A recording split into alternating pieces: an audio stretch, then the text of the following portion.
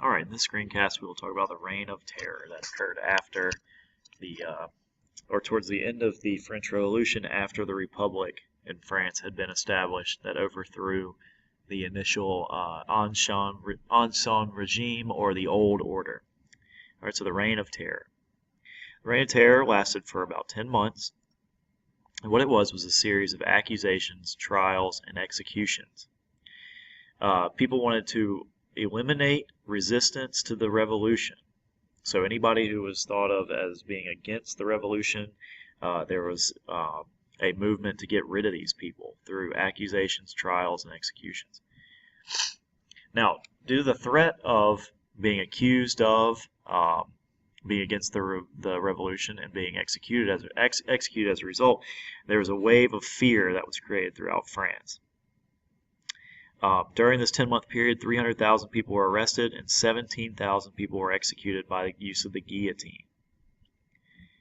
Another characteristic of this time period during the Reign of Terror were high prices for goods, bankruptcy, so in other words, lots of businesses had no money and lost all their money, and then also further citizen unrest. People were unhappy with the government and the way of life during the Reign of Terror.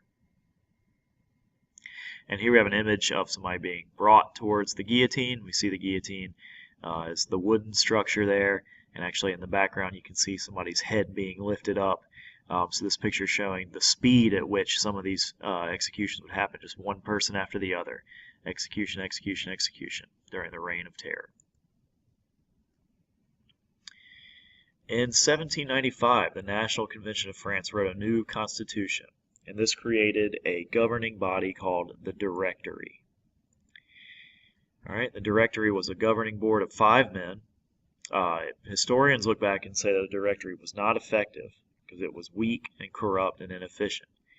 And then it ended in 1799 when a leader named Napoleon took power militarily.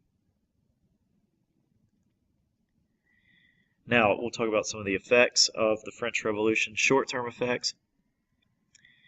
For France, there was a written constitution, the monarchy ended, and a European alliance against France eventually was formed, and then there was the Reign of Terror. The long-term effects: Napoleon's seizure of power, which we'll discuss in a later video. Nationalism increased in Europe. There was the Congress of Vienna, which is eventually a diplomatic meeting of all the leaders in Europe. And the spread of revolutionary ideas to Latin America, Africa, and Asia. So the same ideas of independence and self-rule that inspired the French Revolution would eventually spread to Latin America, Africa, and Asia as well. And so that's the conclusion on the French Revolution, including the Reign of Terror. Hope you enjoyed.